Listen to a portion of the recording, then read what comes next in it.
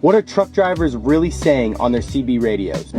A suicide jockey is just somebody hauling fuel or explosives and sometimes somebody driving a cab over. Polar bear, that's just a white, unmarked state trooper vehicle.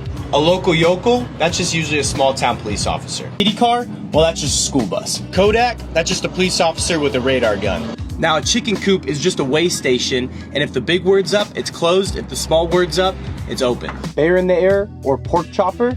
Well, that's just a helicopter or a plane up in the air getting your speed. A Band-Aid box, that's just an ambulance. An organ donor is just a motorcyclist without a helmet. A kitty cat's probably the worst. When you try to pass them, they speed up, and then they get in front of you and slow back down again. A bumper sticker is just somebody riding too close behind you. A gator is just a piece of a blown up tire on the road.